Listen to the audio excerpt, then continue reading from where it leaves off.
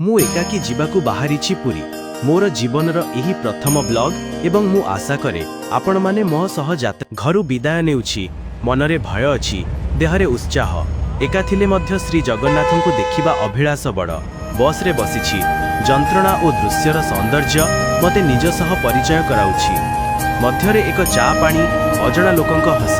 ଏହି ମୁହୂର୍ତ୍ତଗୁଡ଼ିକ ମଧୁର ସ୍ମୃତି ହେବ।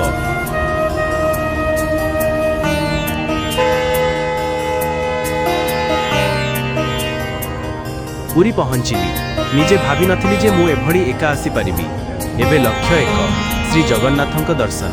ମୁଁ ଭିତରେ ପଶିପାରି ନାହିଁ, କିନ୍ତୁ ମନରେ ନିଜ ଭାବନା ଶ୍ରୀଜୀଉଙ୍କ ପାଖକୁ ଯାଇଛି। ମନ୍ଦିର ଚତୁର୍ଦିଗ ଶବ୍ଦ, ଘଣ୍ଟା, ତୁଳସୀ ବାସ୍ନା। ଏଠିକୁ ଆସି ମନକୁ କେତେ ଶାନ୍ତି ମିଳିଲା। ସମୁଦ୍ରର ପାଖରେ ଏକା ହେଲି ମଧ୍ୟ ଏଠି ଅନ୍ତଃକରଣ କୁହେ, ଆସ ଆଉ ଯାତ୍ରା ଆରମ୍ଭ କର। ସଜା ଯିବାକୁ ଆକାଶ ତଳେ ମୋର ନୂଆ ଜୀବନ ଆରମ୍ଭ। ଏହି ବ୍ଲଗ ହେଉ ମୋର ଦୁର୍ବଳତାଠାରୁ ଶକ୍ତି ହେବ ଏକ ଦଲିଲ। ଯଦି ତୁମେ ମୋ ସହ ଥିଲ, ଧନ୍ୟବାଦ। ଆଗାମୀ ଦିନରେ ଆଉ ନୂଆ ଗଳ୍ପ ନେଇ ଆସିବି। ଶ୍ରୀଜୀଉଙ୍କ ଆଶୀର୍ବାଦ ଥାଉ।